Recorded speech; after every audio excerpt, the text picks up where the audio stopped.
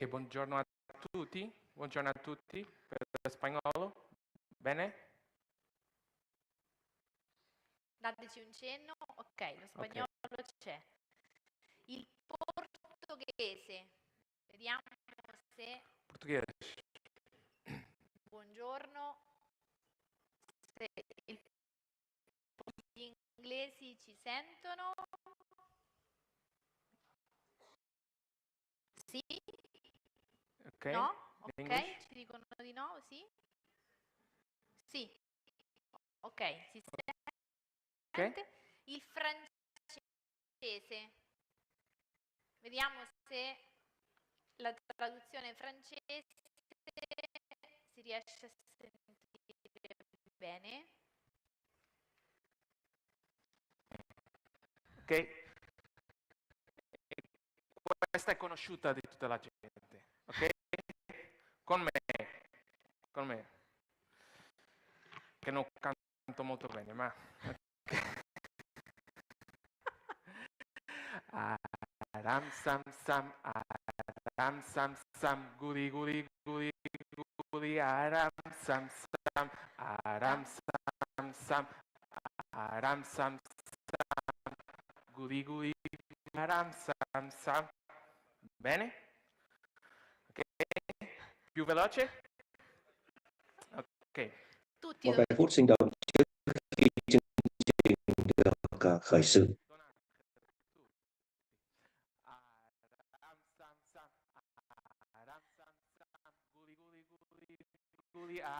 Aram sam sam, aram sam sam, aram sam sam, guri guri guri guri, aram sam. Più difficile. Aram sam sam, aram sam sam, guri guri guri guri, aram sam sam, aram sam sam, aram sam sam, guri guri guri guri, aram sam sam, aravi aravi, guri guri guri guri. Ieri noi abbiamo iniziato questa Ngày hôm qua giornata. chúng ta đã bắt đầu cái chương trình này, lãnh đạo sai riêng của chúng ta, cũng như là phần giới thiệu của cha mẹ trên cả về khóa thiêng và hôm qua một số cảnh ở trong video giờ đây chúng ta cùng nhau để xem.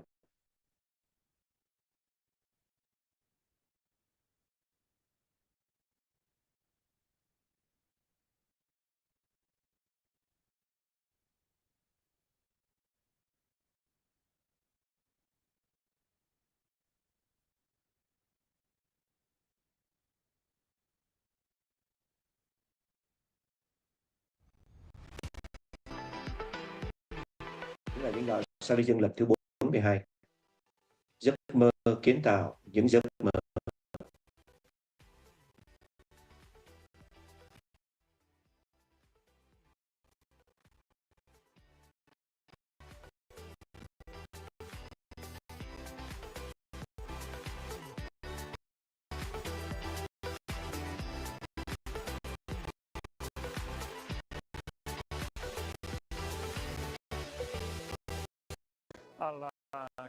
Ngày đầu tiên 18 tháng Giêng. Xin chào tất cả những người đang đến đây về nhà Salesian của Don Bosco ở Vandoco. Những ngày Salesian lãnh đạo Salesian 42 xin chào tất cả. Xin chào đón tất cả.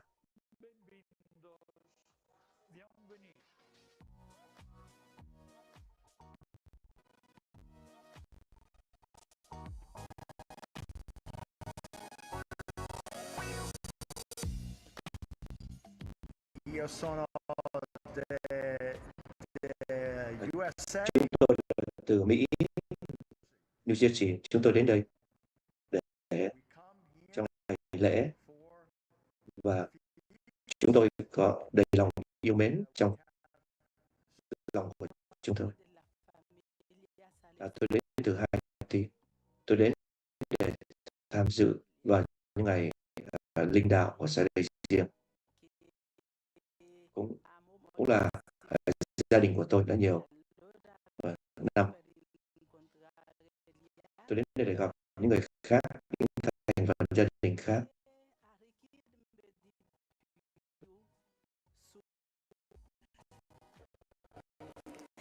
Ciao a tutti, sono Graziella della Xin chào tất cả.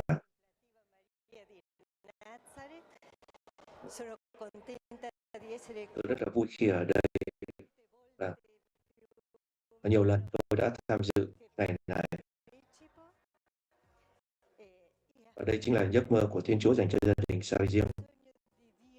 Và chúng ta sang sự hiệp thông. Tôi chúc mừng với tràn đầy niềm vui. Tôi đến từ Brazil để gặp. Tôi đến đây bởi vì có một ai đó đang chờ đợi tôi. Đó chính là Don Bosco Vida.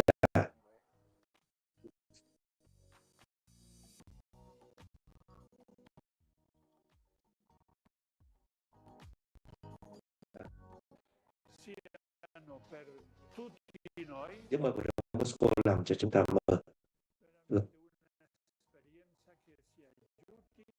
Đây là một kinh nghiệm để giúp chúng ta đã có thể khám phá ra những gì mà Thiên Chúa muốn ở nơi chúng ta,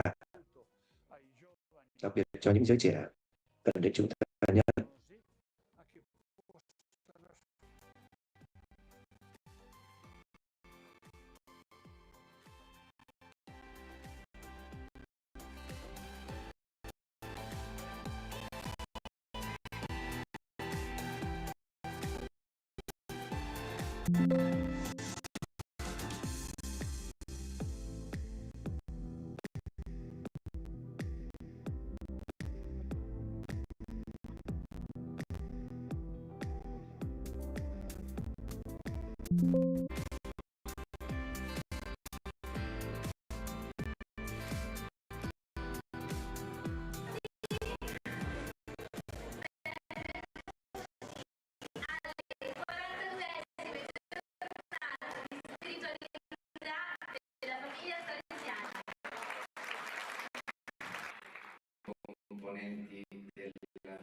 Xin chào tất cả mọi người đến nhà Don Bosco.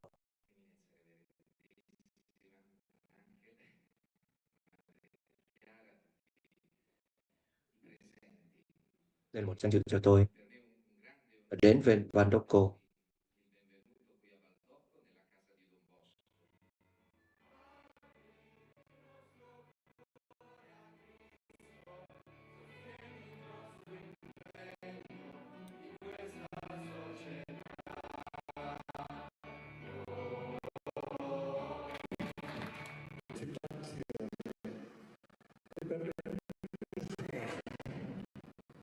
Tất cả quý vị đã tham dự.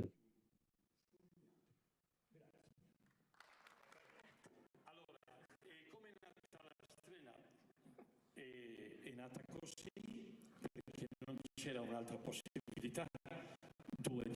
200 anni, secondo anniversario centenario del sonno dei 9 anni. Vuol dire il tema. Chủ đề cho năm 2024 là rất rõ ràng. Kỷ niệm 200 năm ngày Don Bosco có được giấc mơ lúc 9 tuổi.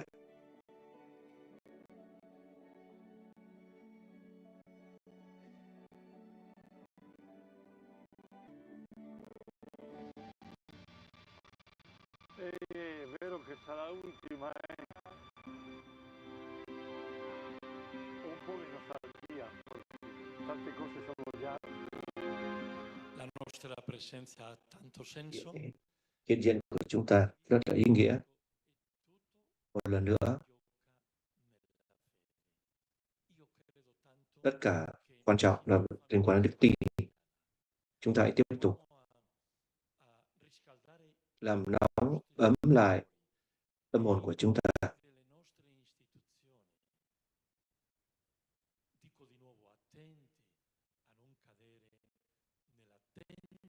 Tôi xin lặp lại một lần nữa là chúng ta đừng có sợ hãi để rơi vào cái cám dỗ của sự sợ hãi. Tôi tiếp tục cuộc sống của tôi như là một người Salesian của Don Bosco.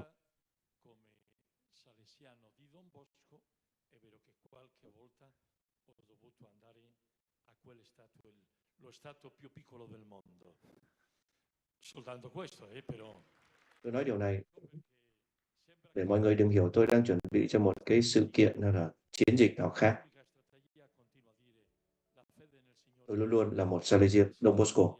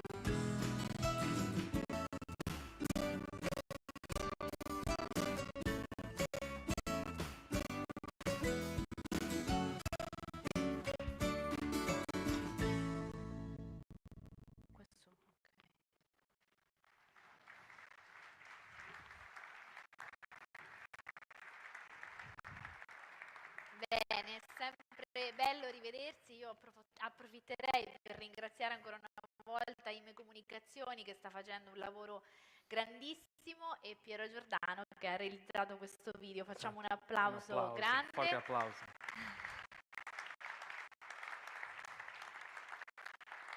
Poi una piccola nota tecnica: ho bisogno che Don Rafael e Blasca salgano qua alla destra del palco e quindi raggiungano la regia per una cosa tecnica. Và chúng ta đã coi phần giới thiệu về Strenna Hoa Thiên. Và chúng ta sẽ có một video mới về thành phần của gia đình Sai Diêm.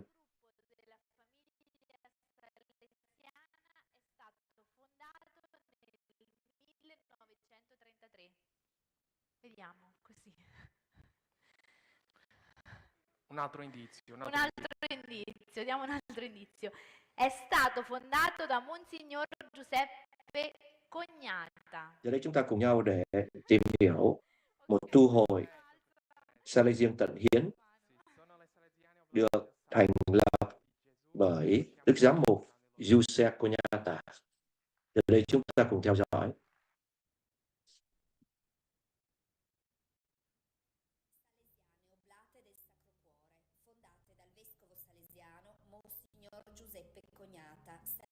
Cảm ơn việc công cuộc của Đấng Sáng Lập, những người tận hiến sai riêng cho Thánh Tâm Chúa hiện diện trong giáo hội, làm chứng và lan tỏa đặc sủng của tận hiến.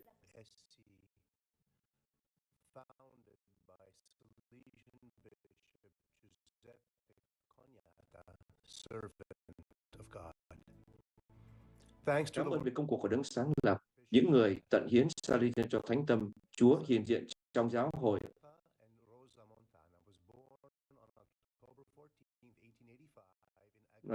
897, Ngài gia nhập trường Salesian. Ơn gọi vào đời sống Salesian của cậu khởi sự từ khi cậu còn trẻ.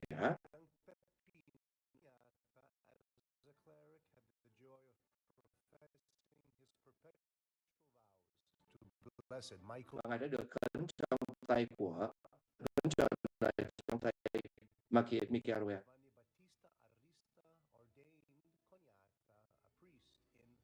Năm 909, năm 916 thì Ngài bắt đầu thực thi cái sứ mệnh của mình tại Florence, tại Sicily, Este và Veneto và Macerata.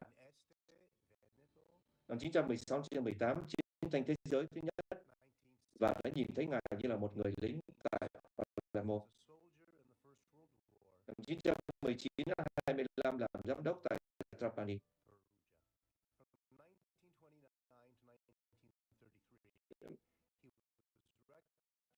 Năm 929-933 làm giám đốc tại Vương cung Thánh đường Thánh Tâm Chúa. Ngày 16 tháng 3, 933, Đức Hoàng Pio thứ 11 đã bổ nhiệm Ngài là giám mục của địa phận và đưa ông Alustus Holong đã chuyển chức giám mục cho Ngài tại Vương cung Thánh đường Thánh Tâm Chúa ở Roma.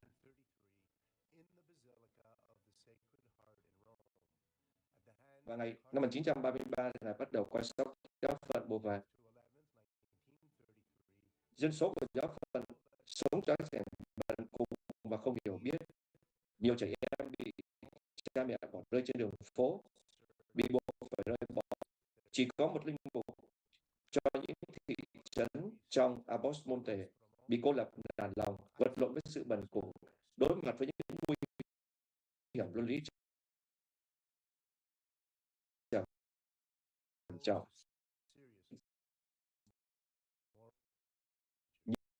Những người tận hiến Salesian cho Thánh Tâm Chúa, hiệp hội và sự đã trở nên khiêm nhường, coi mình như không trong những sứ mệnh nhỏ bé, quyền lãng nhất trong những nơi mà những người khác thấy khó hoạt động. Đặc sủng của tu hội là tận hiến. Đặc sủng này được sinh ra từ hiến tế thánh thể và qua thánh thể được trao ban vì Chúa Kitô đã trao hiến một cách tự do vì vinh quang Chúa Cha và vì ơn cứu độ của nhân loại. Ngài đã suy gẫm điều này lâu qua thông báo bằng tính tiên tri: bị ngược đãi, người cam chịu nhục, chẳng mở miệng kêu ca, như chiên bị đem đi làm thịt, như cừu câm nín khi bị xén lông, người chẳng hề mở miệng.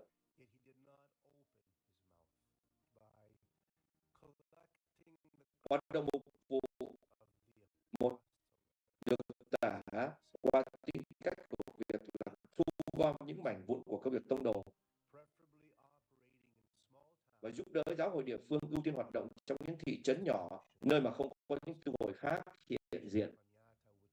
Giám mục nói với những người con của Ngài rằng hãy lưu lại trong những sự nhỏ bé và giới hạn của những gì chúng con làm, yêu thương một thực tế mà chúng con nhỏ bé. Đây là điều mà Thiên Chúa đã muốn cho chúng con, là những người loan báo tin mừng và không có những tràng pháo tay của dân chúng trong những thị trấn cần đến sự giúp đỡ về thiêng liêng nhất. Những người tận hiến hy sinh cho việc giáo dục trẻ em và người trẻ trong các huyện xá, các trường học và các nơi xưởng làm việc. Phương pháp giáo dục, phong thái làm việc và cầu nguyện cũng mang đặc tính đơn sơ, niềm vui, một đức tin không lay chuyển và tinh thần gia đình. Vào thời điểm giữa năm 936 đến 938, tu hội được dẫn dắt bởi Đức cha Conyata đã lan rộng đáng kể, trải dài hoạt động mục vụ của mình trong những vùng khác nhau của miền Nam nước Ý.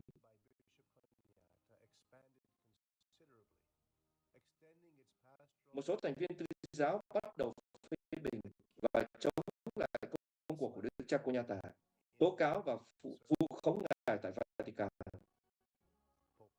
Đức Giáo hoàng Đức Pio thứ 11 ý thức được việc này và đã mạnh mẽ bênh vực Đức cha Conyata, so sánh hoàn cảnh của Ngài như là cái gai đâm vào cạnh sườn Ngài, đã cản trở cho thừa tác vụ thẳng thắn và can đảm. Trong cơn bão tố, tình hình trở nên tồi tệ hơn với việc khởi sự sứ mệnh tại Castelpujato năm 1937. Một bất động sản do Baron Fascini làm chủ, một người ủng hộ của thể chế phát xít, theo sau vụ scandal luôn lửa bởi giáo quyền. Việc này đã khơi lên một ao ước muốn trả thù giữa các nữ tu bị thải hồi vì không kỷ luật và tuân phục, cũng như bởi vì Baron Fascini.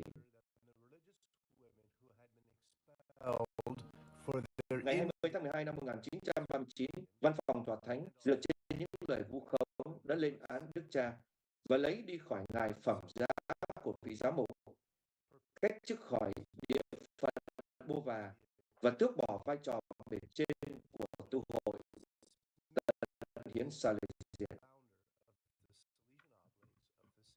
Vào ngày 5 tháng 1 1940, thông báo chính thức của Đức Cha Cô liên quan đến việc xét xử ngày 20 tháng 12 1939. Thiên Chúa, trong tình yêu vô hạn của Ngài, đã tiếp cận với chúng ta qua những đau khổ của Ngài, đạt tới sự hoàn tất trên thập giá. Qua thập giá, Ngài mời gọi chúng ta đến gần Ngài để thiết lập một sự kết hiệp sâu xa với thần tính của Ngài. Từ năm 1940 đến 1952, Ngài được chào đón nơi nhà Salesian ở Trento trong một năm, rồi đến Rovereto. Năm 1952-1972, Đức Cha được chào đón nơi nhà Salesian ở Castello di Godego in Treviso, where he would remain until his death. Throughout these và đã trở nên một người bạn vĩ đại và là người bênh vực cho sự vô tội của Đức Cha. Từ thập giá đến ánh sáng, ngày năm 1963, Đức Giáo hoàng Phaolô Lục đã bổ nhiệm Ngài làm giám mục hiệu tòa của Farsalo, Hy Lạp. Năm 1963-1965, Ngài đã tham dự công đồng Đại kết Vatican II.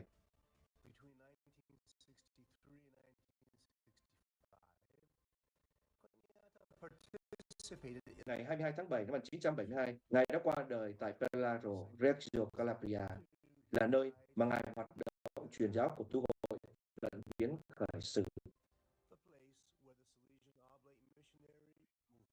Ngày 23 tháng 3 năm 1973, hài cốt của giám mục Cô đã được chôn tại nhà nguyện nhà mẹ ở Tivoli, Roma.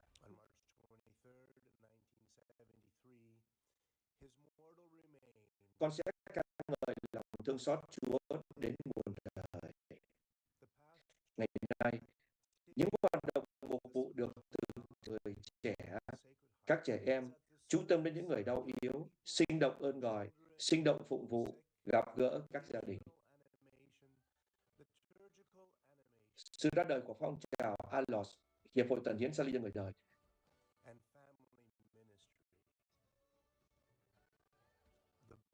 Hiệp hội phong trào người đời này gắn kết với các tu sĩ Salesian Tận Hiến cho Thánh Tâm, những thành viên của Hiệp hội sống niềm riêng, làm chứng cho ơn gọi rửa tội và làm lan tỏa tin mừng của sự bác ái. Họ được truyền cảm hứng bởi Chúa Kitô Đấng Tận Hiến tham gia vào đời sống của giáo hội với một tinh thần loan báo tin mừng, cổ võ tình thương dành cho người thân cận và hành vi kiên định Kitô giáo. Ngày 14 tháng 10 năm 1980, Tận Hiến đã đến Bolivia. Và ngày 25 tháng 12 năm 2016, ngày 25 tháng 1 năm 2016, các tu sĩ Salesian Tận Hiến Thánh Tâm đã được mời tới phục vụ và khâm sứ tòa thánh tại Ban. Thông báo rằng Đức Thánh Cha Francisco đã đồng ý mở án phong chân phước cho Đức Cha Giuse của nhà tại SDP, giám mục địa phận Bô Vả. Mở án phong cấp giáo phận Tripoli ngày 12 tháng 2 năm 2020. Kết thúc án phong cấp giáo phận ngày 1 tháng 10 năm 2022 tại nhà thờ Đức Mẹ Fatima ở Roma. Một bài ca vịnh tạ ơn Chúa vì cột mốc đầu tiên này. Niềm vui sẽ là tròn đầy khi chúng ta có được sự công nhận của nhà tài. Cùng với giám mục của nhà tài, chúng ta phó thác giáo hội gia đình Salesian người trẻ và gia đình. Ngài nói, hãy trở nên hương thơm của Chúa Kitô. Thánh Phaolô nói, chúng ta phải làm lan tỏa hương thơm của Chúa Giêsu chung quanh các con với một niềm khao khát sự hoàn thiện, việc thực hành các nhân đức thân thương với Ngài. Nhất đó là sự khiêm tốn và hiền lành.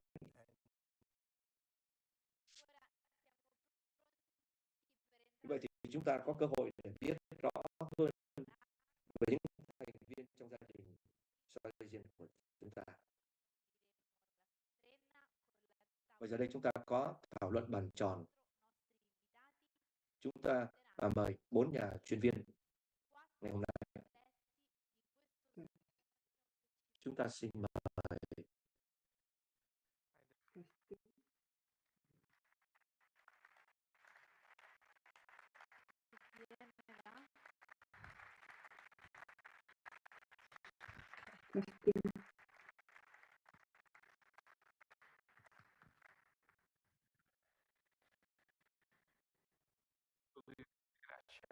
Xin cảm ơn tất cả. Xin chào. Tôi rất là vui khi ở đây và tôi bắt đầu ngay lập tức.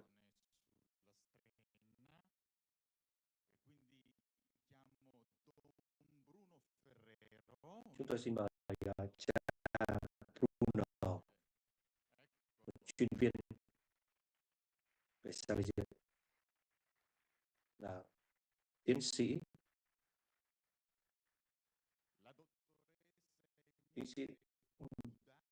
Cuda,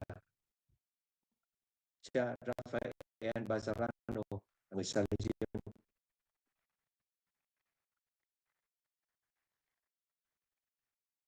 và cô Plaka Merka, chúng ta tất cả sáng hôm nay.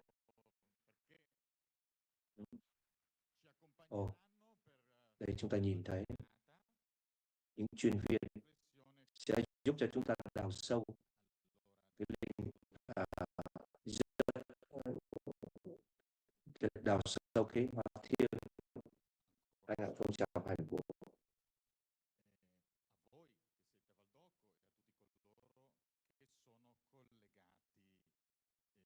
Như là gia đình Salesian, như tôi đã nói,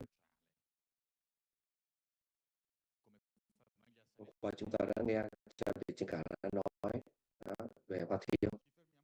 Giờ ở đây chúng ta cùng nhau để suy tư, để tìm suy tư với tâm trí của chúng ta với cõi lòng về công đoàn Salesian của chúng ta.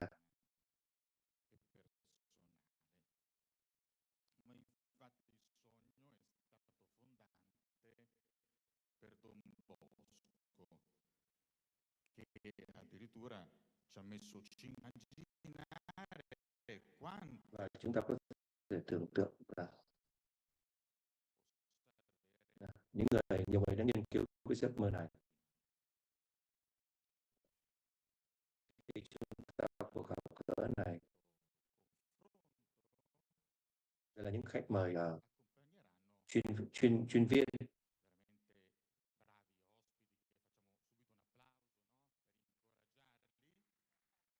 mỗi người trong họ sẽ có thời gian để giới thiệu chính mình. Vì vậy, tôi ngay lập tức mời cha Bruno Ferrero.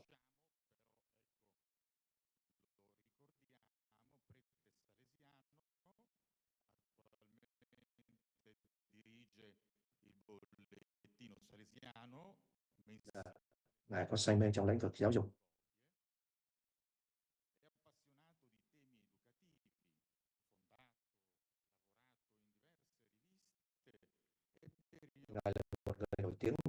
viết sách và lĩnh vực thiêng liêng cho những người lớn dạy học và giáo lý cho các trẻ em và thanh thiếu niên. Và sách của ngài cũng đã được dịch sang nhiều thứ tiếng. Và xin mời cha Bruno bắt đầu. Cảm ơn, xin cảm ơn. Xin cảm ơn. Tôi hy vọng rằng tất cả mọi người nghe được, bởi vì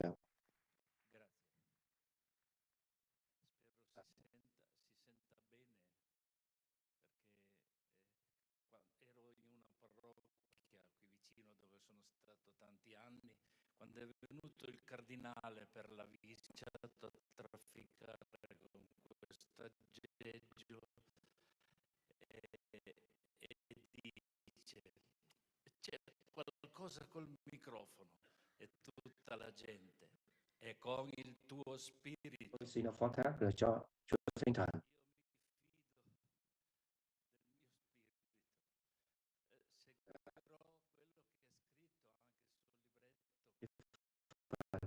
Thứ hai, chúng ta có thể mở rộng cho cái việc tìm hiểu cái chủ đề tôi đã nguồn gốc của một ơn gọi, làm thế nào mà là tìm thấy được ơn gọi của người John Bosco và cũng là ơn gọi của chúng ta. 200 năm trước, một cậu bé nghèo 9 tuổi và không có một tương lai nào khác hơn là sẽ trở thành một nhà nông.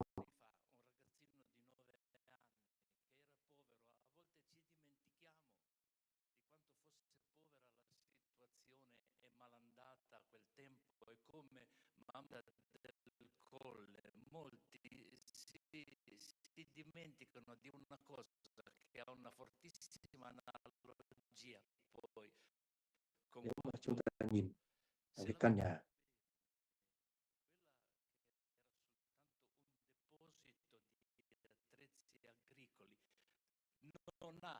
chúng ta nhìn căn nhà đó của Don Bosco, chúng ta có thể thấy được là thậm chí không có một cái bức tường mà chỉ là cái máy, làm đó là sự nghèo khó vô cùng. Và sáng dậy thì Gioan đã nói cái giấc mơ này cho mẹ cậu, cho bà nội và anh em. Vợ đầu cười nhạo. Bà nội đã kết luận rằng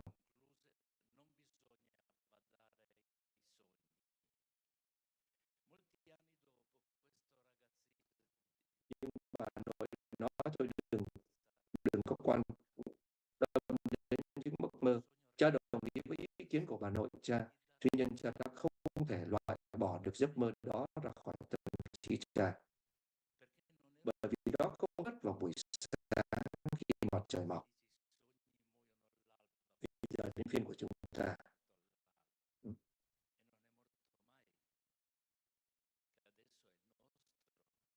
Thứ nhất, đây là một cái mệnh lệnh cấp bách, ý nghĩa của giấc mơ. Giống như là Chúa Giêsu nói với các môn đệ, theo tôi. Không có một cái cuộc diễn văn dài. Và cha Lumen là nhà sử gia đầu tiên của Don Bosco, thực ra đã tóm tắt giấc mơ như sau. Don Bosco hình như đã nhìn thấy đấng cứu thế mặc đồ trắng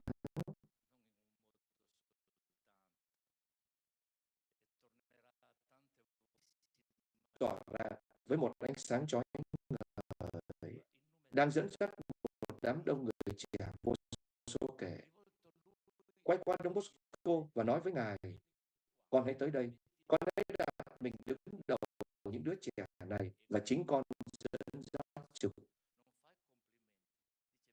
Nhưng John đáp lại: con không có khả năng. Và nhiều lần chúng ta cũng nói thật khó.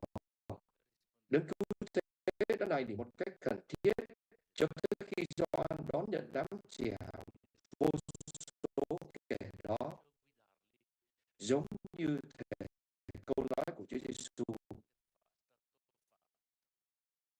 Hãy theo ta. Và đây chính là một mệnh lệnh. Thứ hai, đó là bí mật của niềm vui.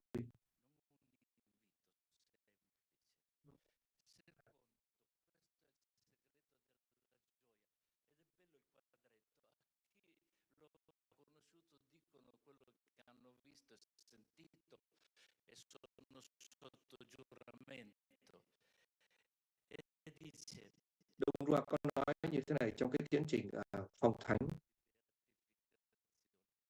Don Bosco đến cái vị đầu tiên của ngài là Đông Loa đã nói Lucia Turco, một thành viên của một gia đình, nơi Don Bosco thường đến và ở lại với các anh em, đã nói với Đông Loa rằng vào một buổi sáng nọ, anh ta thấy Don Bosco đến với khuôn mặt vui vẻ hơn thường lệ. Anh ta đã hỏi tại sao Don Bosco trả lời và giấc mơ đó đã làm cho ngài vui. Đây là điều thứ hai, đó là bí mật của niềm vui, giấc mơ trở thành niềm vui.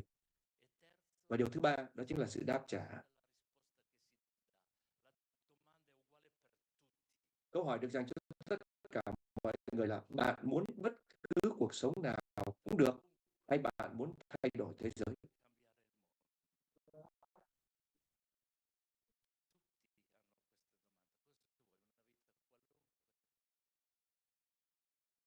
adesso andiamo a cambiare il mondo. Credo che anche un convegno come questo dovrebbe finire così. Và chúng ta cùng nhau đi để thay đổi thế giới.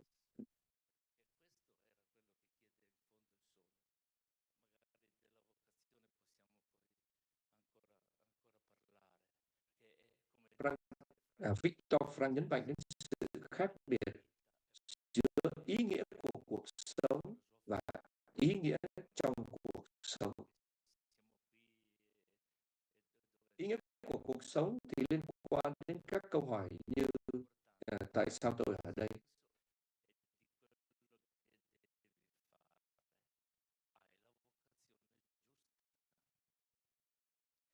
Quarto, è un segno dall'alto.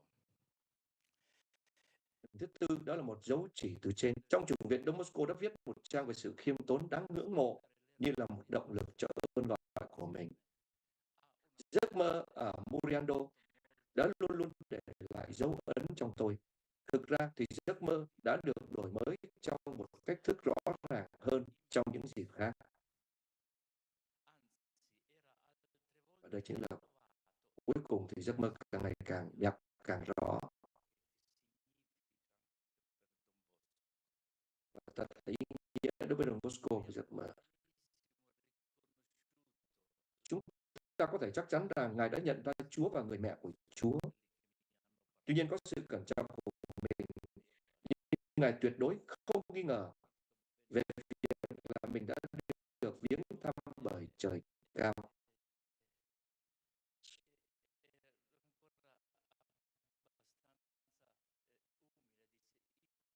Tuy nhiên Don Bosco vẫn không hiểu là cái mệnh lệnh của Chúa là rõ ràng hay không. Yếu tố thứ năm, đó là sự trợ giúp liên tục. Khi đến cha đã nghe những người khác hỏi cha, làm thế nào mà tôi có thể chăm sóc nhiều cừu như thế và nhiều chiên như thế? Tôi sẽ tìm cánh đồng cỏ để nuôi nấng chúng ở đâu? Don Bosco rất là thông minh. Ngài biết là đây là một điều rất khó khăn để tìm cách thức để duy trì nhiều con chiên. Nhiều xây dựng ngày nay cũng đang là làm việc thế. Cách thức nào để có thể duy trì rất nhiều các bạn trẻ, những người nghèo, những người bị bỏ rơi? Và người phụ nữ trả lời, con đừng sợ, mẹ sẽ giúp con để rồi và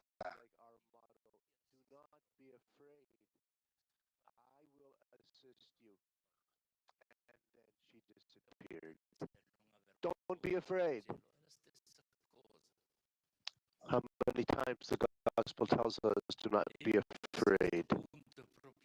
Don Bosco, maestra, teacher, were all the leaders, whether you were a doctor or a pharmacist, the ones who were able to guide. But especially this maestra was a woman, and she was a mother.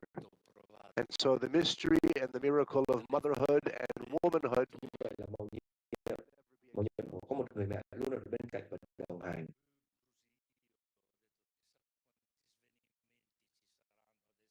So he's telling a story.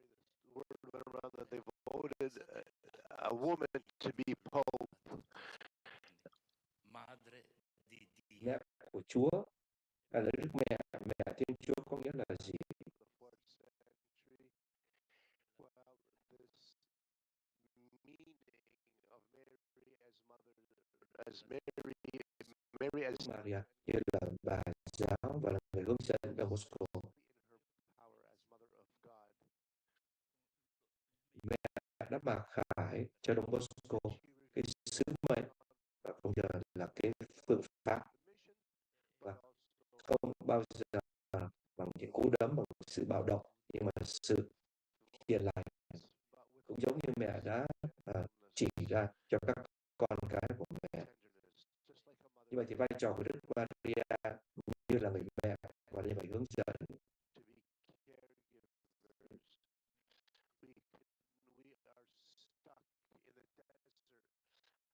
Vì thế chúng ta cũng phải học hỏi với được mẹ về sự hiền lành và khiêm nhường.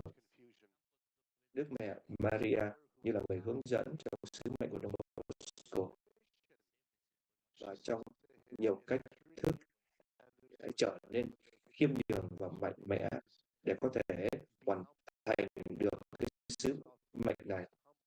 Đối với chúng ta là rất rõ ràng.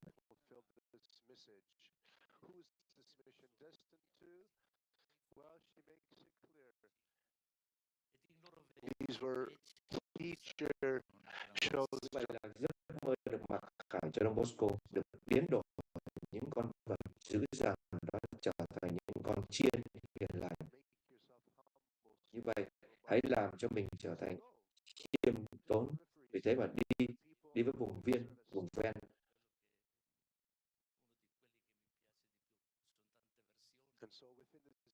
Vì thế mà chúng ta được gửi đến tất cả những ai cần chúng ta nhất.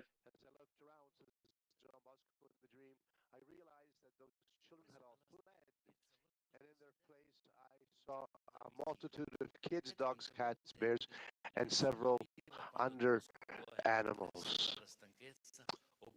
The 10th point here, this is a major opus. Như là những giấc mơ này đến với Don Bosco khi mà Ngài gặp rất nhiều khó khăn và mệt mỏi trong đời sống.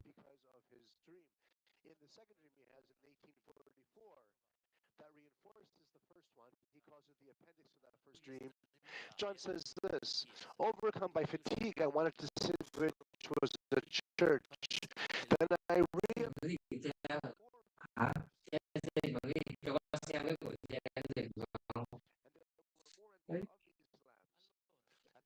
không nghe được. Không, sẽ đâu nghe được.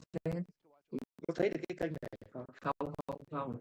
Cái gửi không phải là cái kênh này. Sẽ gửi lại cái kênh này. Became young shepherds who grew up and took care of the others. Parentheses, those young lambs who became shepherds are Michael Rua and Caliero and the rest, the first generation of Salesian.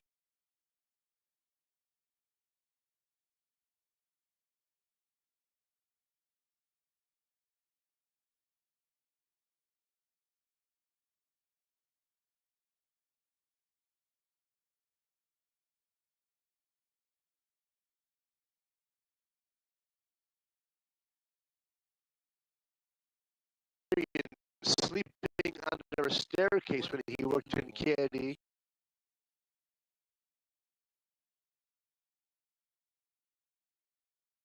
Where he will go forth.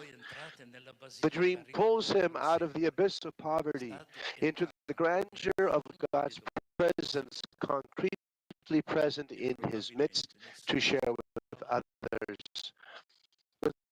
So that's why when we enter the Basilica today, here in Valdoco, we are entering Don Bosco's dream.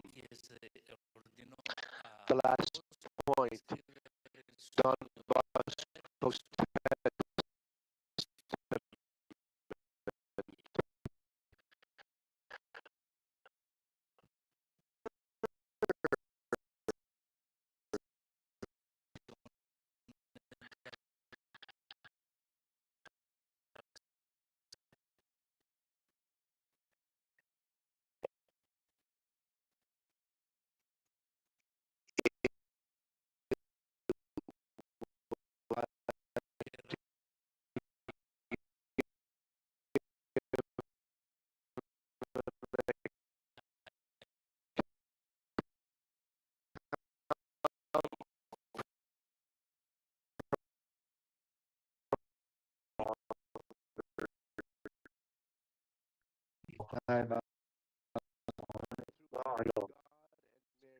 through which God and Mary guided him. And that's the point we have to never lose sight of.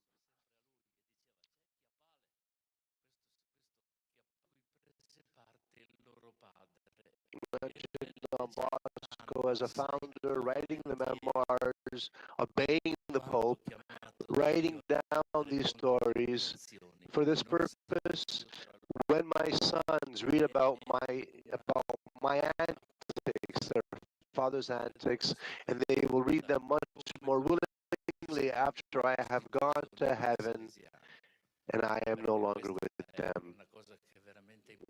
And so this is really at the basis of the first version of our constitutions, that we live in an act of being not by human design alone, but by the initiative of God. And that initiative of God was revealed the first time in the dream of 9 years. Cha gửi qua link meeting người này thử xem cha. Cái này từ Google Meet hay sẽ gì cha? Google Meet vậy check đúng là cha gửi cho cái link Google Meet này cha này. In abundance for our young people. Per America Latina presso la Santa Sede. E inoltre membro ordinario della Pontificia Accademia delle Scienze Sociali e della Pontificia Accademia Pro Vita, consigliere CELAM, professore alla Loyola University di Chicago. È stata poi docente e ricercatrice presso diverse università. She is a university professor and a read for the International Catholic Commission for Immigration. Etica teologica cattolica nella Chiesa mondiale. Ha pubblicato diversi libri. Working at the Vatican level, at the world level. Grazie mille. Pleasure for me to be here with you today. Thank you for this. Sao mà gửi được cái này? Nó xài cái WhatsApp mà. Cái này. Zoom mà cha. Zoom meeting cha ơi. Zoom meeting người nó mỗi đấy à. Vậy về nó bằng Zoom. Không, nó xài YouTube. Intermeshing the dream with the Pope Francis's social teachings. This is absolutely very, very deep, and it's not easy to understand unless we can't understand it unless we accept that God has a dream for each one of us. God's dream for each one of us is that means to have a dignified life. Because we speak about the We have no life. We have no life. We have no life. That's all he could say. He repeated it. When I told him, when I, as a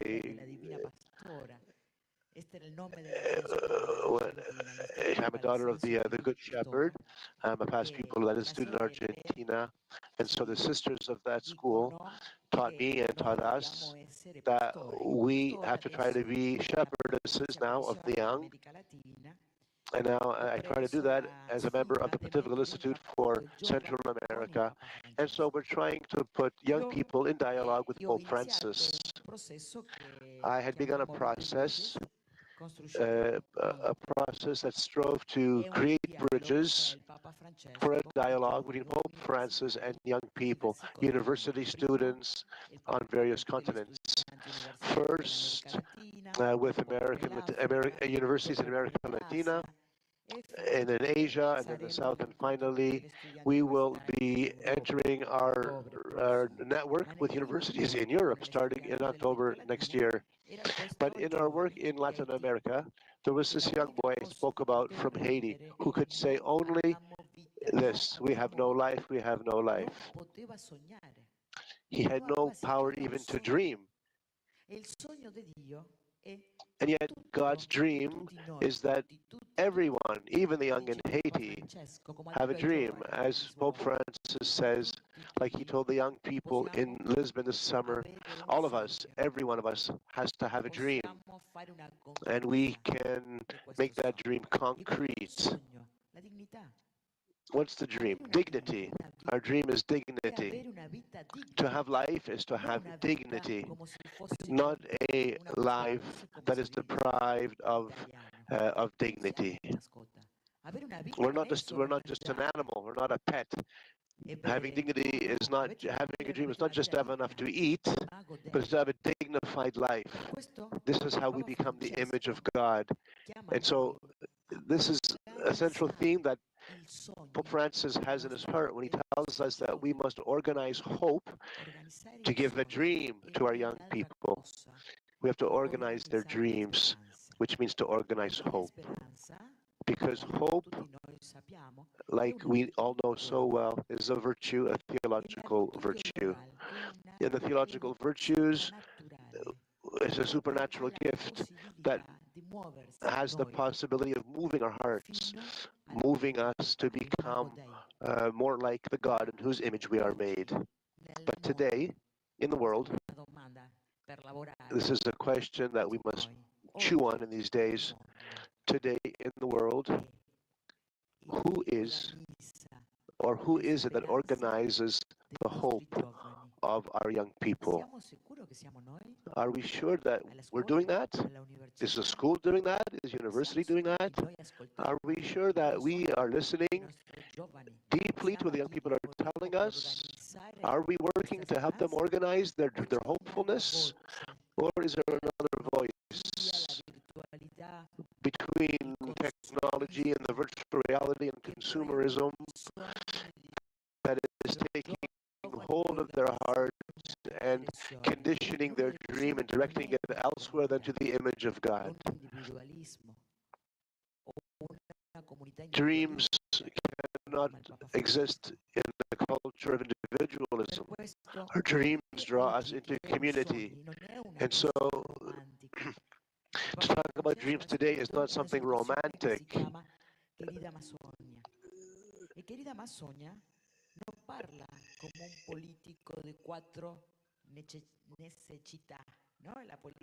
He's not dreams, four dreams. This is very important because these four dreams move in the heart of a person. The dream that moves the person forward isn't a necessity, it's a dynamism of hope that grows from inside.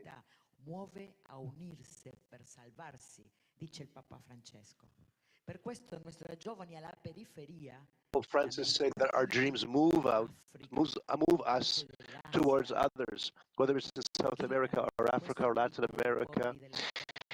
It's the cry of the poor of the earth that don't have a life, that are deprived of hope. How can we understand that this cry of hope that is theirs needs to be organized to deepen that hope? We can't orient them towards a false fulfillment of that hope. The false answers to hope is ideology. Theology, rather, is very different. Theology gives hope in the dream of God. Ideologies take that dream away. And so in his Amazonia talks, he talks about the dream cultural, social, ecological. And so he's calling us to be prophetic, someone who decries and names injustice for what it is, and a prophet who announces a way forward, a way in a spirit of communitarian involvement. And so I would invite you then to wind up my talk here.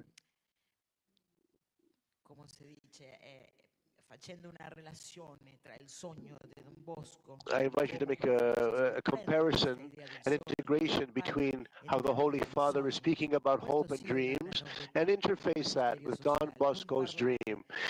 Interweave Don Bosco's dream with the Holy Father's magisterium for social justice, that we might respond today in the light of Don Bosco's dream to the needs that the Holy Father are drawn to our attention. Who today can organize the dreams of young people? Don Bosco's dream can be an inspiration for us to do that. Grazie mille per questi primi spunti dell'intervento. Thank you, Dr. Kuda, for this first contribution, helping us to organize the dreams as a solution.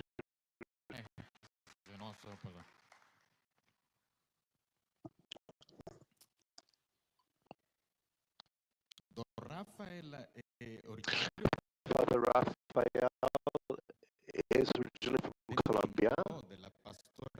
He's a member of the youth ministry department here in the general in Rome.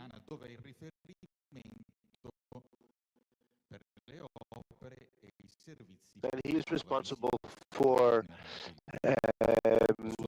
young people at risk, his young people on the peripheries, seeing in the poverty of the young the opportunity for a construction of a plan of action for the integral human development of young people. Today, Father Raphael will offer a reflection on how the dream can guide us not only personally, but also at a community level for each of our family member groups gathered and represented here today, all of whom are dedicated in some way to the youth ministry. So, thank you and welcome everybody. I am also delighted and very honored our table conference givers and all of you who are participating. As Father Bruno said, the dream revealed to Don Bosco a course, and the Holy Mother gave him indications, concrete indications on the mission and on the method. And then the attitude he needs: make yourself robust, humble, and strong to live this mission. Also, Dr. Kuda called us to help organize the whole of Don Bosco's mission.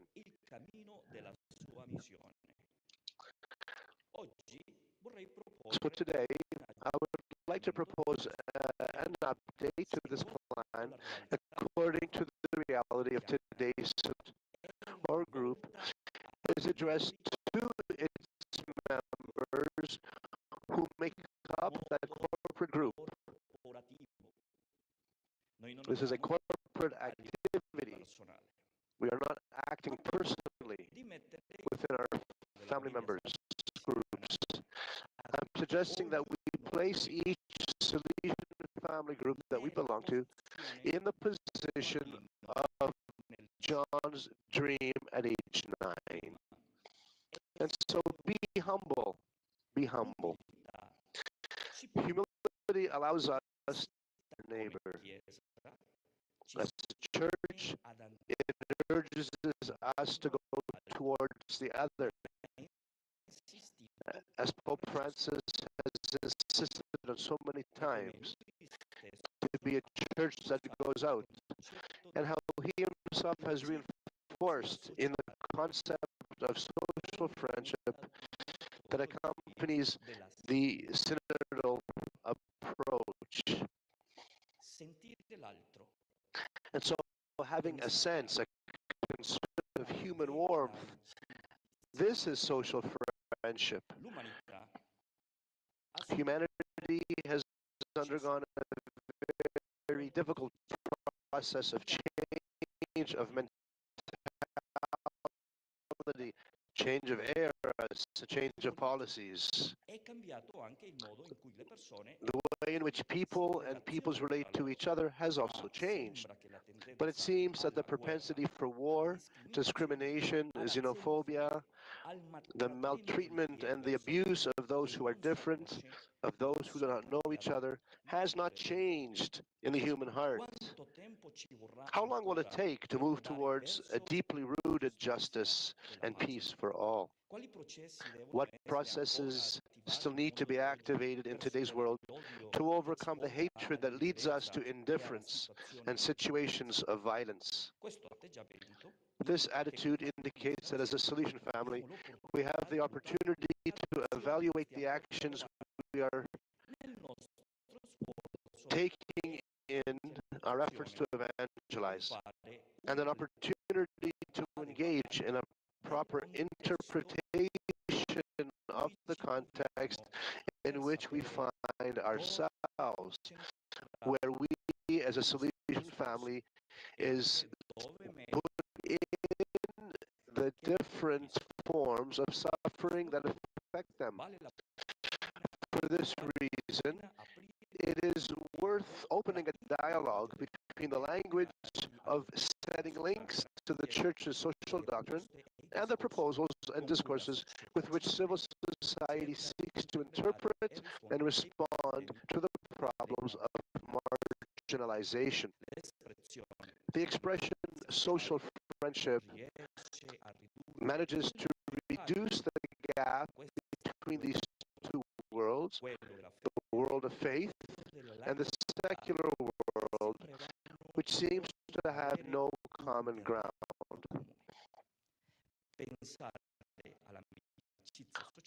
Talking about neighborhood, or with a young man or woman whose attitude towards life seems indifferent to us, but whose eyes reflect a deep need for accompaniment, or when we observe some difficult contexts in which many children may make their way in life. There, we discover the sacred space made of real people. 2, 3, 4, 5, 6, 7, 8. Alo, 1, 2, 3, 4. Alo.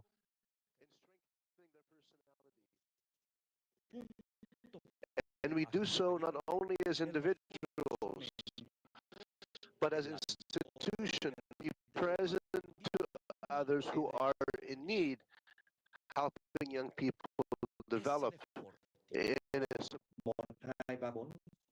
Alo. 1, 2, 1, 2, 3, 4. Alo. 1, 2, 1, 2, 3, 4, 5, 6. Alo. 1, 2, 3, 4, 5, 6,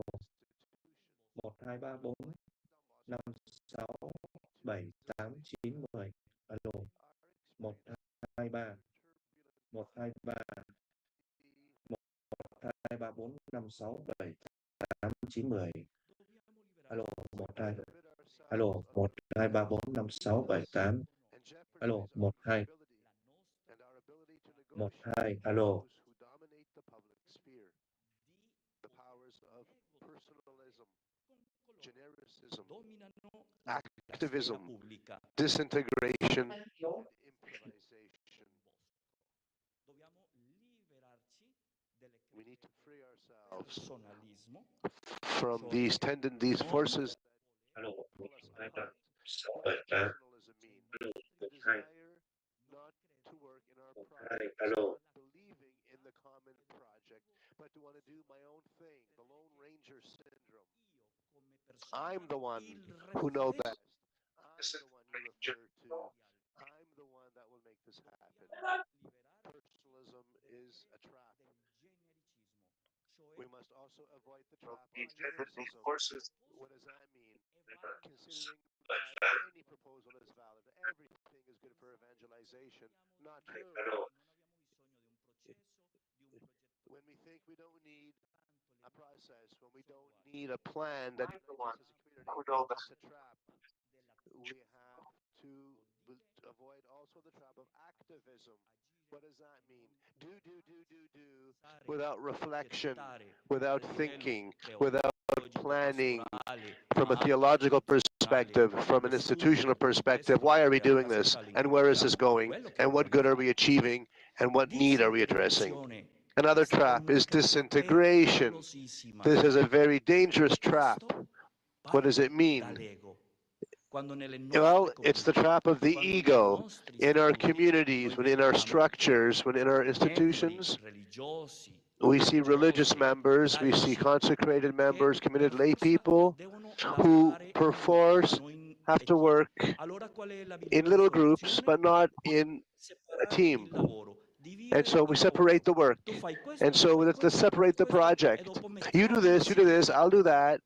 And let's just work in our little playground, in our little courtyard. What happens? A monster grows, a Frankenstein, a bunch of pieces patched together that creates an ugly whole.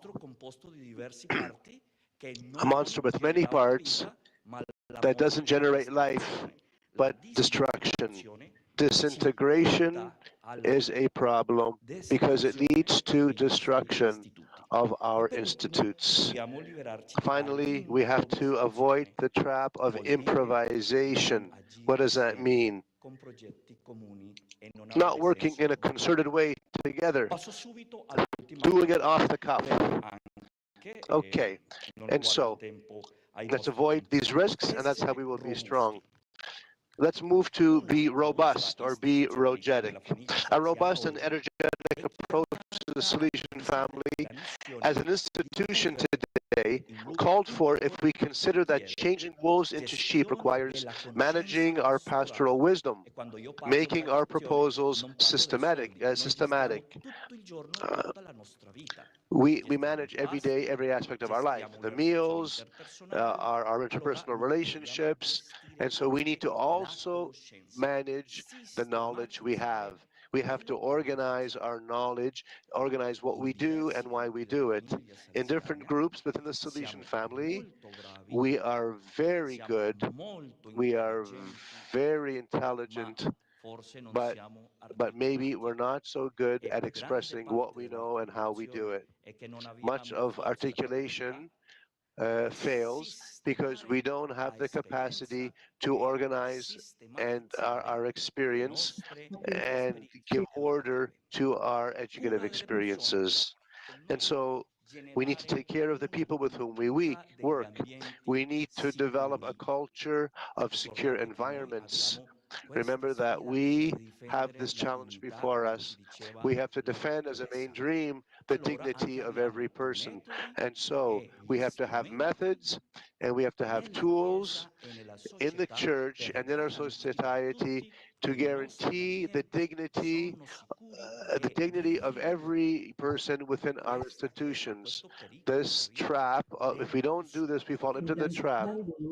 Talk about the abuses of abuse, not just sexual abuse, that's one abuse, but that's not the only one. An equally poisonous abuse that many religious and Salesian family member groups is the disease and the abuse of the conscience of the other, the abuse of the spirituality of the other. And so we have to work together to guarantee dignity even in these areas and to guarantee this dignity as an institution through the processes, through the awareness that we are a community for the salvation of all. Pope Francis has insisted much on synodality, and today the Universal Church is committed to recovering this term in order to remain faithful to communion and that unity to which the Spirit of God calls us. This is the great opportunity we have to become and to show ourselves as church that is open towards others. And so we have to create a space where we can all work together and act humbly with energy and become ever more robust to take care of this charism that we have towards those who are most in need, bringing to them, like Don Bosco did, hope and a dream for their own dignity. Rafael, per questo parallelismo. Thank you for drawing these parallels between the robust, humble, and strong of Don Bosco on a personal level to the same need as an institution to become strong, humble, and robust. We move to our fourth speaker, Dr. Blaska Merka. She's from Slovenia. She has a very Salesian heart and has developed a deep experience as a special educator in the accompaniment of young people directly and as well through organizing programs. She's a Salesian cooperator ever since 2014, even though she was involved in Salesian circles since she was 11 years old. And since 2022 is a member of the World Consulta for Salesian Cooperators. After her studies, she began to work immediately on projects with Salesian Youth Ministry in Slovenia. And in 2019, she's been working with young people with intellectual challenges. She is also part of the formation team for young Salesians in Slovenia. Finally, today she will offer us some reflections on how can we help each one of us, how can we commit ourselves to help young people in accompaniment? How do we help them move from wolves to sheep? What does it mean to accompany young people in their journey of maturation? Per diventare agnello e infine pastore. Grazie Blasca. Primo, mi scusi, io non parlo italiano. Ma c'è la traduzione. So she says, I don't speak Italian. Excuse me. She's going to speak in English, so see you later. Hello, everyone.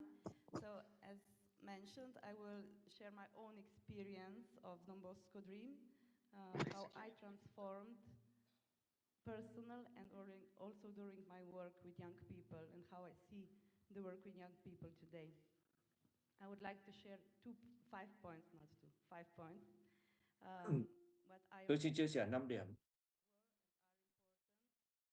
và rất là quan trọng trong công việc của tôi cũng như là trong cuộc sống của tôi. Đầu tiên là trước hết bạn phải thay đổi chính mình.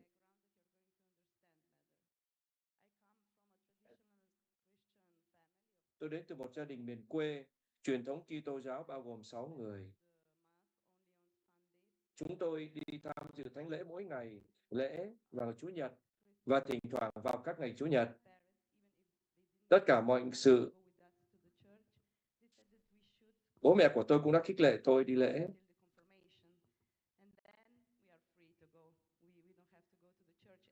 Cho tới khi mà chúng tôi là bí tích thêm sức. Khi mà lúc 10 tuổi thì tôi không có hiểu. Và tất cả mọi sự thay đổi khi tôi 11 tuổi. Một trong những người bạn của tôi mời tôi đến viện xá và được chuẩn bị, cái viện xá được chuẩn bị bởi các sơ. Đó là một loại viện xá mà trong tất cả mọi người tham dự sống chung với nhau trong một tuần ở giáo xứ. Và sau một tuần thì tôi rất là vui. Lần đầu tiên tôi nghe về Don Bosco và về Đức Mẹ Phù Hộ các giáo hữu. Và từ đó tôi gặp được các sơ. Và đây là cái kinh trải nghiệm rất là mạnh mẽ. Và tôi đã van xin mẹ tôi để cho tôi tiếp tục đi. Bởi vì là tôi rất là cứng đầu. Tôi chiến đấu.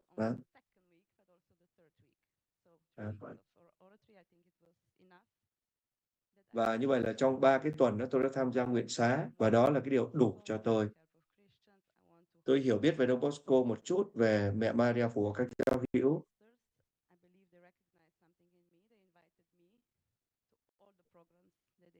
Và chính vì thế mà các sơ đã nhìn thấy một điều gì đó lạ ở nơi tôi và đã mời tôi trở lại tham dự.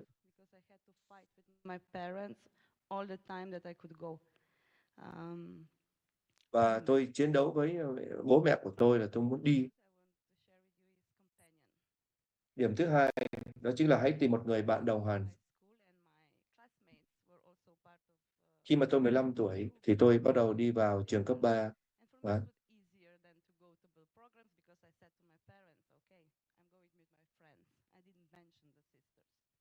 Và như vậy là tôi nói với bố mẹ tôi là tôi đi với người bạn chứ tôi không có đi với đến các sơ.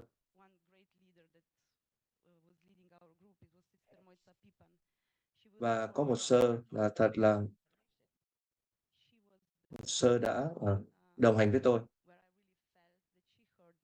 Và tôi cảm thấy là tôi được lắng nghe. Và sơ đã tạo cho tôi cơ hội để tôi được lãnh đạo.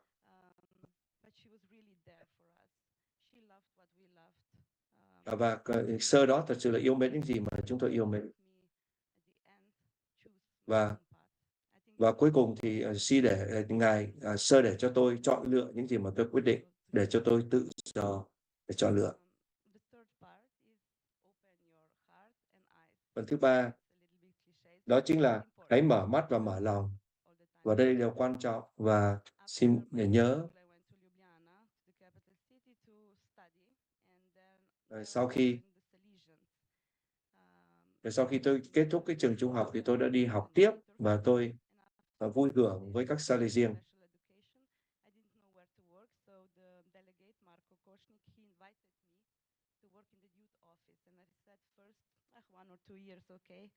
Và sau khi mà tôi tốt nghiệp thì tôi không biết làm việc ở đâu thì các Salesian đã mời tôi, nhã ý tôi đến làm việc ở văn phòng của mục vụ, văn phòng giới trẻ, với những người trẻ và những người sinh động. Và lúc đó là tôi đã có thời gian để tôi gặp họ. Nếu tôi ở trong văn phòng và nếu có người nào đó đến trong lúc đó, và mục đích của tôi đó là ở với người trẻ và vì người trẻ. Và tôi nhớ trong thời điểm đó, một sơ đến văn phòng tôi và sơ đã nói, em có một trái tim của người Salesian. Và đây không phải là lĩnh vực mà em đang làm việc. Nhưng mà tôi trả lời là tôi đang làm việc ở đây, em đang làm việc ở đây, đang làm việc với người trẻ. Sau đó một vài năm thì tôi đã hiểu. Tôi hiểu. Và điều đó thực sự là làm cho tôi cảm động.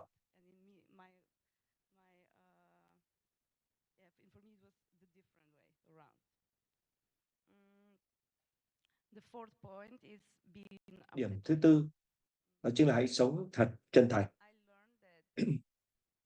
Tôi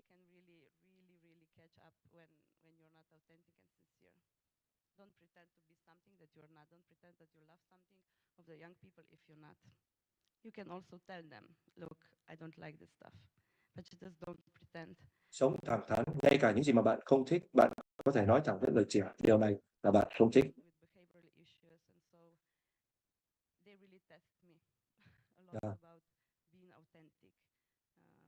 Và trở nên sống chân thành. Mặc dù nó khó khăn, tôi cố gắng để chân thành với những người trẻ. Tôi cũng nói với các bạn hôm nay là ngày của tôi không có tốt. Đừng có nói,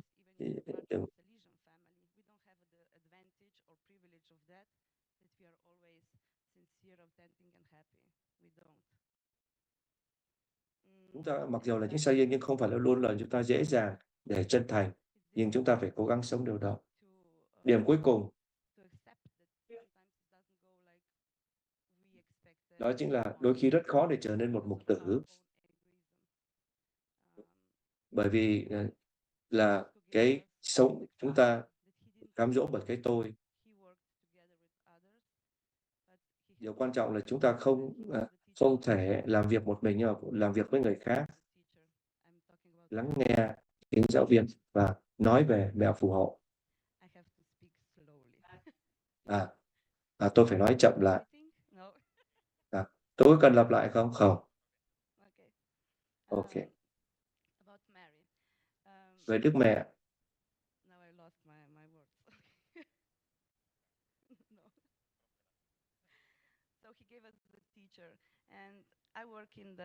Và tôi làm việc ở trong cái phòng ngủ. Tôi không có nói về Đức Mẹ, nhưng mà tôi sống, tôi chỉ ra cái cách thức.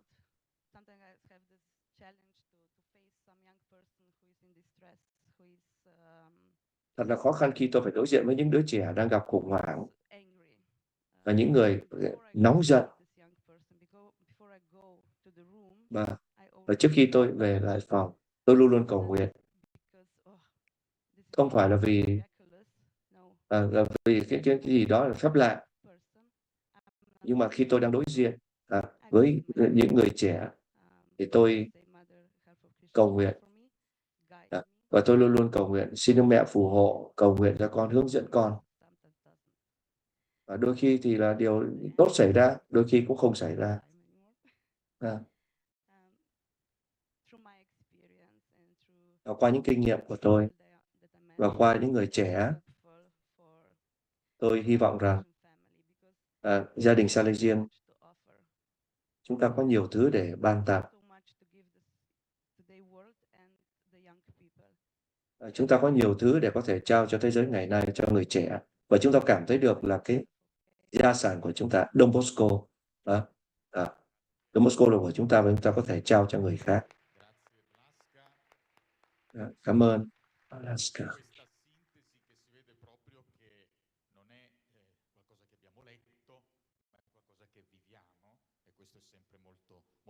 And so thank you for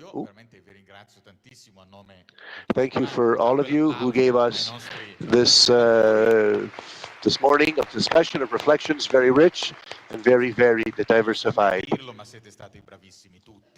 You were all excellent, very generous, and so rất quảng đại, rất giỏi.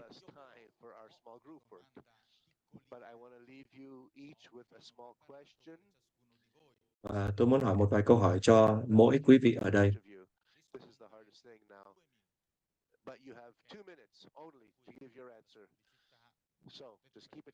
Go to the heart. And please breathe as you speak. Take it slow. Here's the question. Đây câu hỏi đầu tiên. Câu hỏi đầu tiên.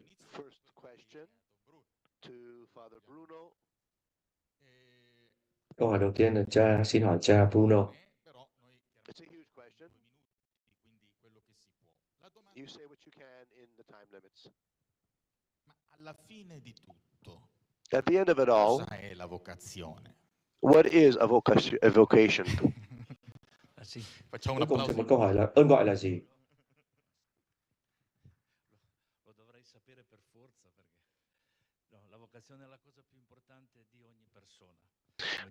What is the most important vocation? What is a vocation? End of the day, a vocation is the most important thing we have. It's ơn gọi. Đó chính là điều nói là bạn là. A little boy goes to school, walks in front of a workshop, and he sees a man smashing against a rock with his hammer. And the boy, all curious, says, every time when he passed by a few weeks later, instead of the stone, there was a beautiful lion. And so the boy asked the artisan, "Sir, how did you know that there was a lion inside?" Well, that's an image for vocation. In each one of us, there is a lion. From an institutional perspective, why are we doing this? The vocation is the sculptor. The vocation is what draws out of us who we are, what we feel like we need to be. Not just a vocation to priesthood or sisters, but it's every person who has a vocation, and that's what makes you happy. What we need to search for in life most of all, especially for those who are educators, is to help young people discern their vocation. And every child, even the one who seems more far away, most inaccessible, imagine what beast of a vocation might abide within that young person's heart. Vocations are there. And Don Bosco was a great sculptor of vocations. Incredible if we read all the episodes of his life.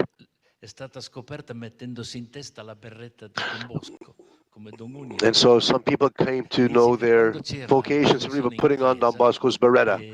They knew, they just knew. When there was a function in church and all the kids were there in church, Don Bosco would look at one thing. There was every now and then a little candle that pulled apart from the antles, and he walked around with the candle and he would place it above the head of someone, and he would know that there was something particular in that young heart. But the ultimate mission in life is to find your own vocation and to live it. Otherwise, you will be constantly unsettled. Whether you're married, whether you're single, whether you're consecrated, if you don't understand and live your vocation, you will never have peace in your heart.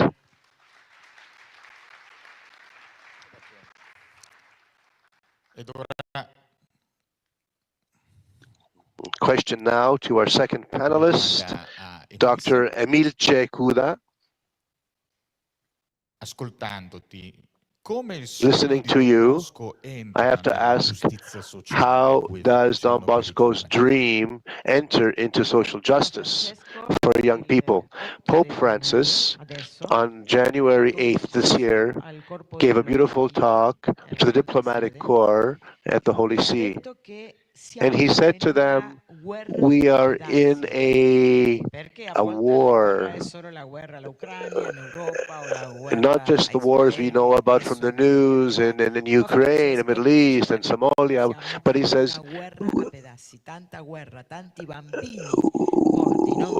some kind of a war, I can't make out the word, but we're in a particular war that targets, in a special way, young people. In the sex trade, in the work trade, in the trafficking of organs, human organs, and the sex travel industry, etc. And so for Pope Francis, the solution has three dimensions: social dialogue, education, and care. The challenge then is, how do we educate for care of those most in need? And so this is a challenge for the Salesian family in relation to young people who is committed to the field of education. How do we educate for care? Care not only of oneself, but the care we need to show the human family. How do we understand the Pope's thinking?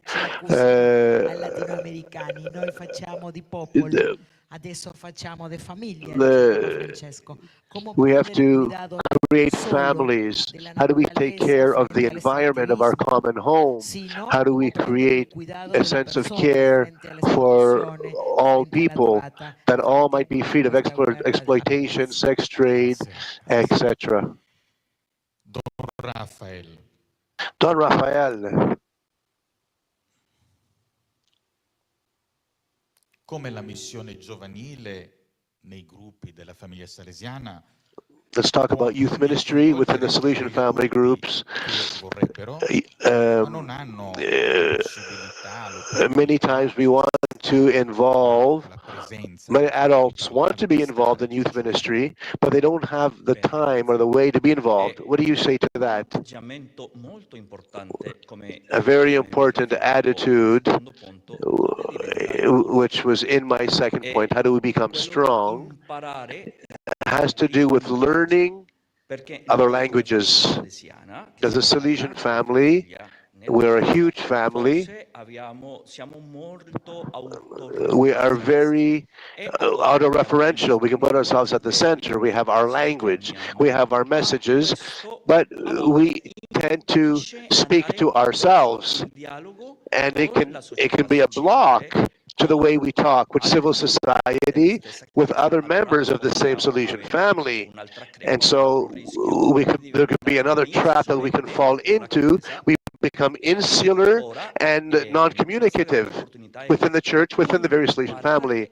And so the need then to learn the language of socialization, which allows us to be in dialogue with families, with social groups, with those who don't believe in God, but who share with us nonetheless our vision for the good of young people. And so we have to develop an attitude of learning more languages. When I'm standing before a young person, when I'm standing before an old person, when I'm standing before someone who doesn't believe, my attitude has to be one of Jesus. I need to look at that person in front of me, whoever it is. I have to look at Jesus in that person. And that allows me then to be aware of what I need to say to this person, what kind of dignity, what do I need to express to convey to them their dignity? I'm not their savior. I'm not the superior one. I'm no better than them, but I am the one who can convince that person that they have dignity. My manner of being with them, the way I speak, can give them a taste for their own dignity. And so I need to assume the attitude of seeing Jesus in me, in the most difficult person with whom I am asked to interact.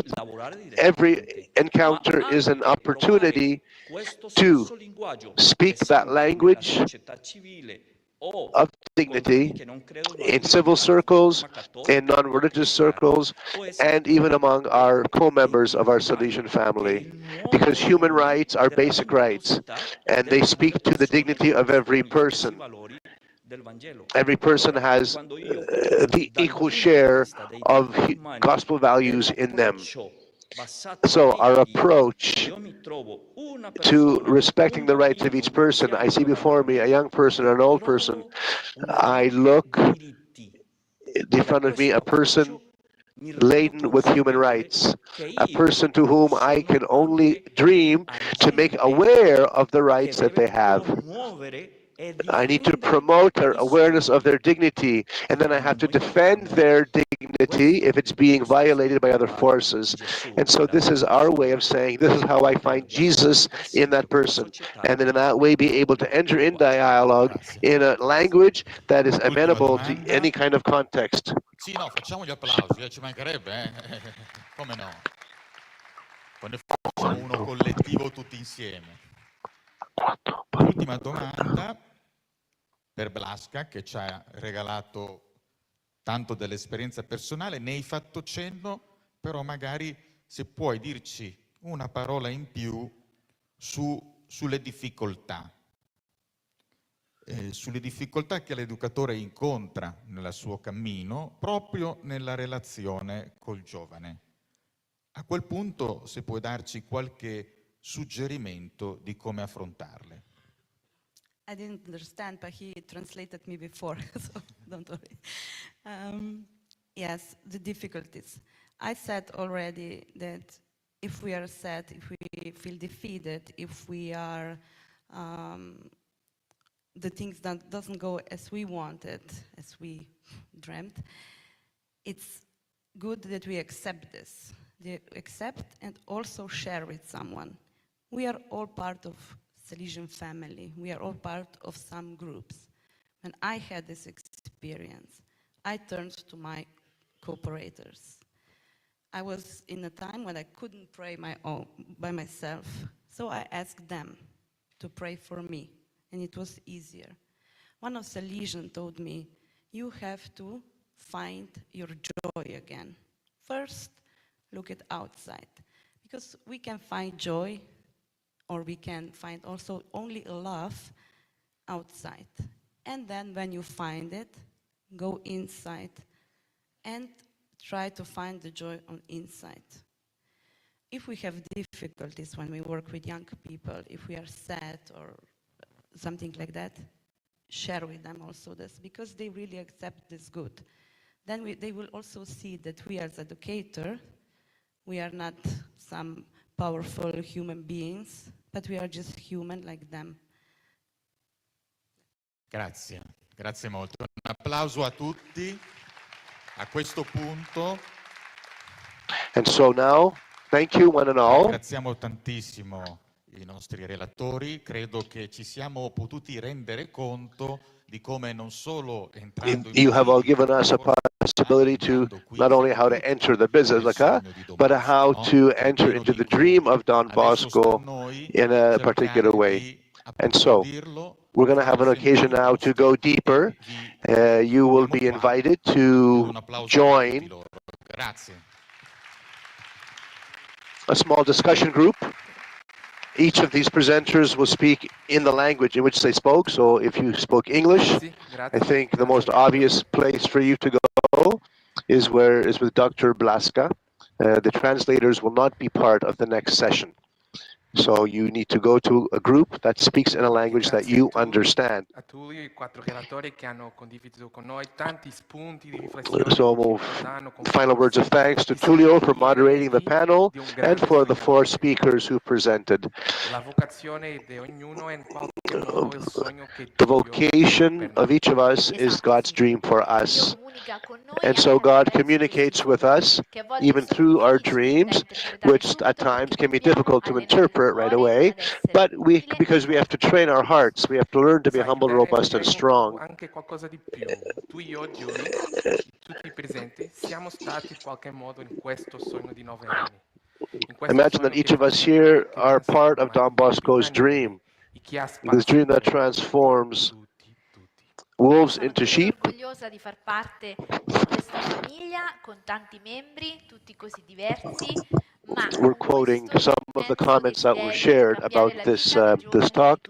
I'm proud to be part of this family that allows so many possibilities for transforming the lives of the young. A final round of applause to recognize the good work done this morning.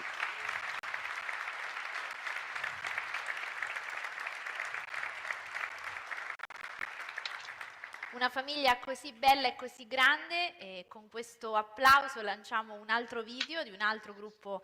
We're going to watch another video now from the Salesian family, which is the past pupils of the Salesian sisters.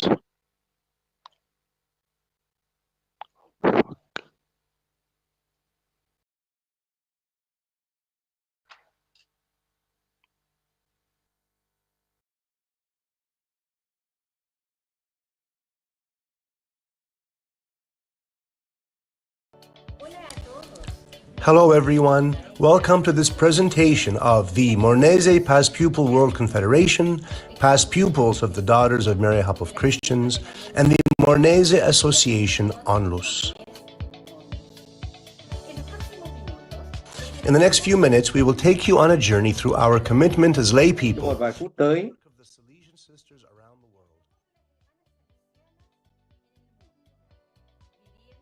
Inspired by our motto, hands in the world, roots in the heart.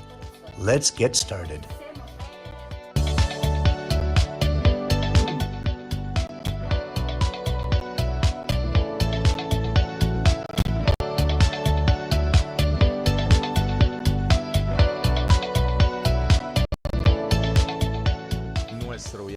Our journey begins with the Mornese World Confederation. Của chúng tôi bắt đầu với các cựu học sinh của Liên đoàn các cựu học sinh thế giới, của tu hội, qua đức mẹ của các giáo hữu,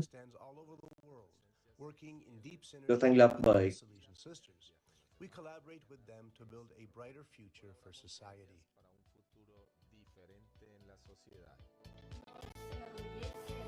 We are proud to say that we not only assist the Salesian mission, but we also actively participate in it through the Mornese Onlus Association.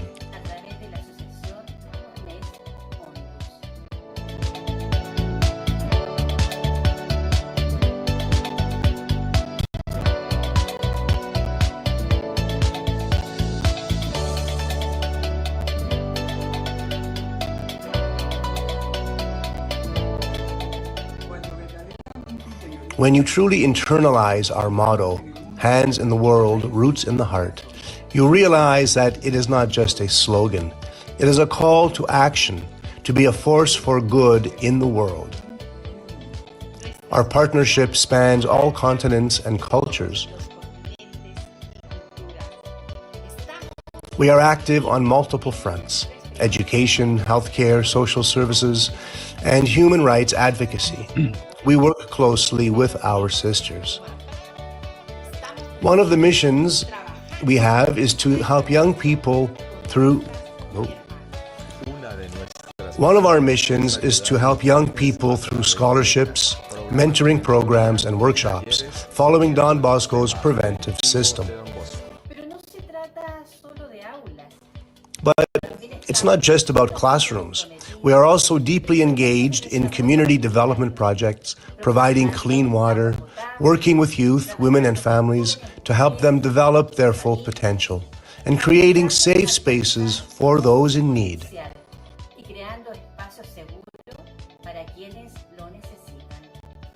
Our associations have no borders.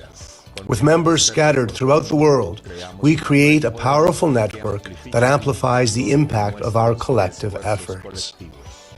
As we celebrate our successes and important milestones, we also honor the legacy of St. Mary Domenica Mazzarello, whose values guide us every step of the way. It is amazing to see what we can achieve when we work together, guided by our shared conviction in love, service, and compassion. The world needs positive change now more than ever. And through the participation of past pupils, lay past pupils, we are making that change a reality.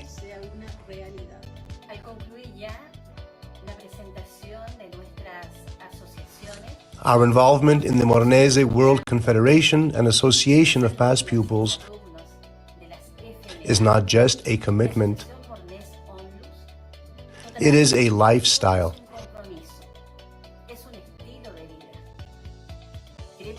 We want to make a difference by supporting children, young people, and women, putting into practice our motto, hands in the world, roots in the heart.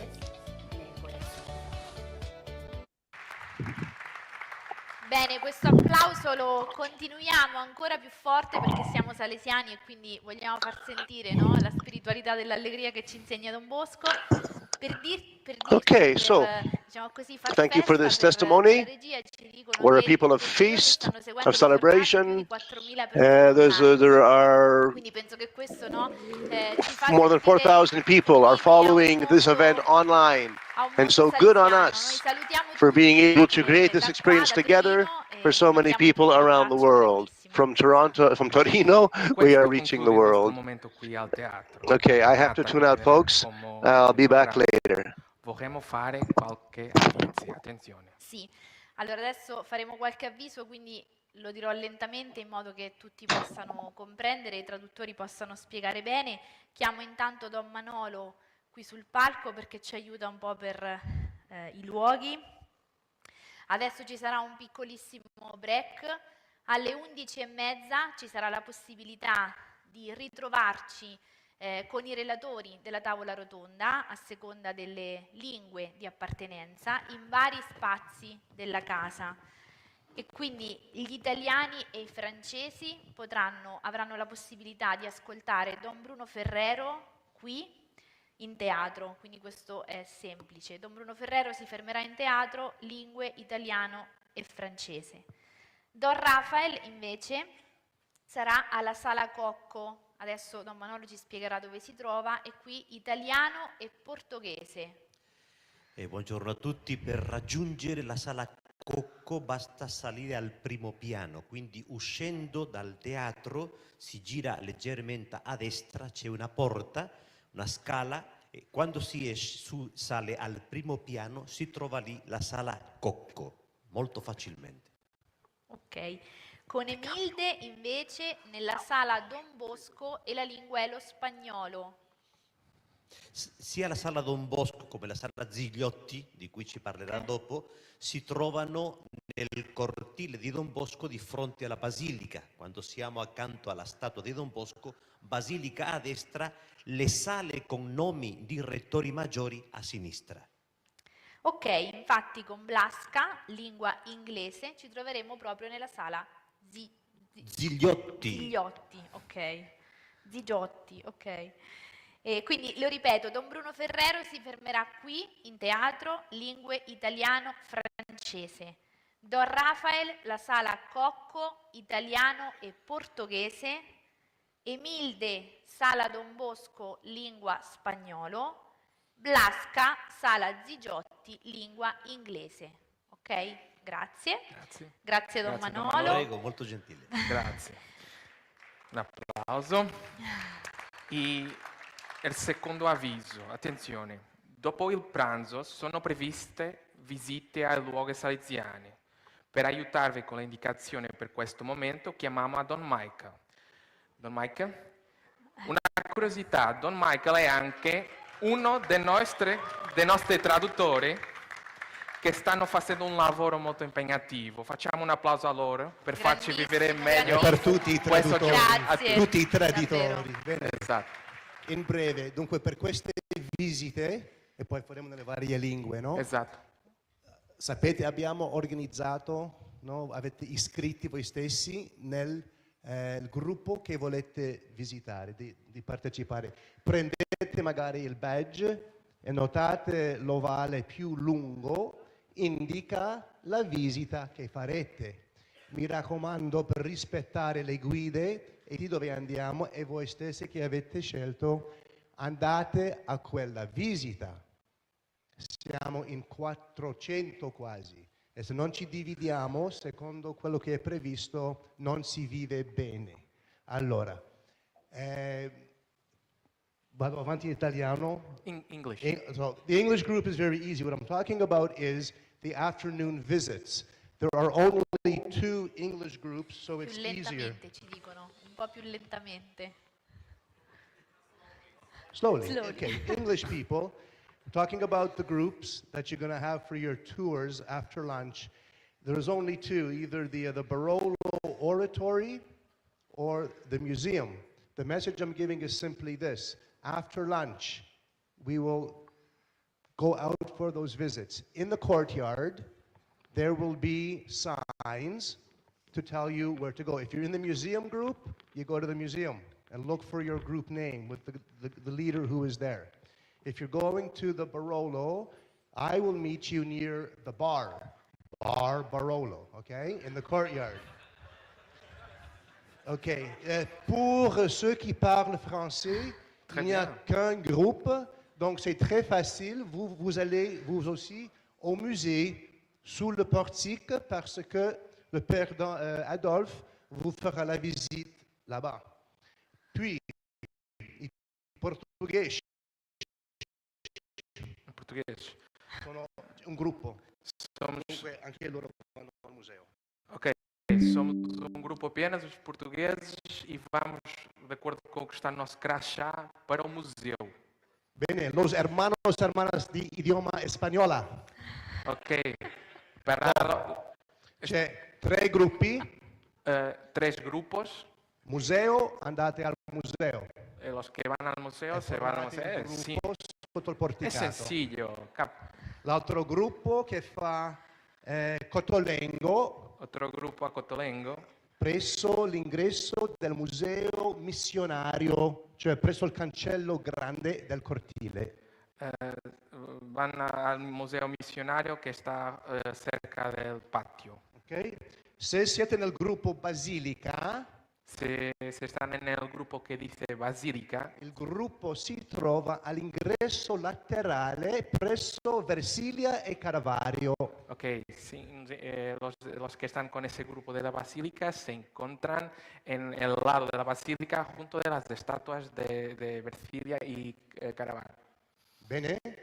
Per gli italiani il gruppo più numeroso, dunque mi raccomando, fedeltà alla scelta fatta. Coloro del museo, sotto il porticato del museo, tipografia, trovate, signor Antonio, presso la chiesa Francesco di Sales, che è all'angolo che va verso poi il fondo. Opera Barolo, bar Barolo. Poi Cotolengo, anche voi col gruppo spagnolo al cancello, cioè presso il museo museologico nel cortile. Tutti confusi? Tutto bene? Bene, più riusciamo ad organizzarci con grinta, più vediamo, perché dobbiamo stare qua per la prossima sessione e saremo fedeli all'orario che ci è stato chiesto. Grazie. Grazie, Don Michael. Grazie.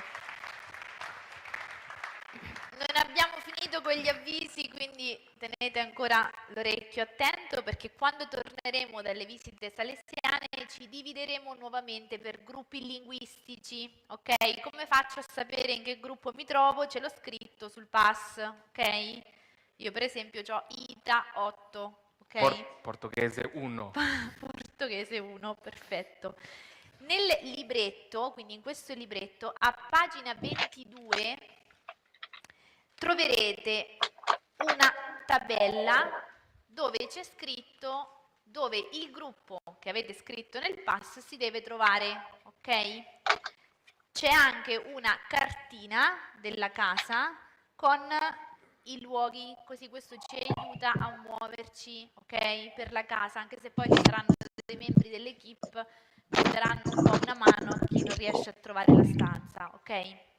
Quindi guardo il gruppo sul pass e vedo la stanza dove devo andare. Questo per il pomeriggio. Okay, so she's showing you on page 23 of your booklet the layout of Val d'Occo to show you where the rooms are that you need to be. Okay, so we're... Ok, un ultimo avviso. Chiediamo ai moderatori e al segretario dei gruppi The theater is the last one on the right, but the rest I think is clear. The rooms where you have to go for your sessions now are going towards the south end of the courtyard, moving towards the reception desk, the row of buildings moving along the east side of the courtyard. Okay, beyond the Don Bosco statue, all of the rooms with the names of the Rectors Major are there. That's where the next session is. Tutto bene? Vi auguriamo, esatto, un buon proseguimento di giornata e vi salutiamo. Buon proseguimento. Bye bye. Adios.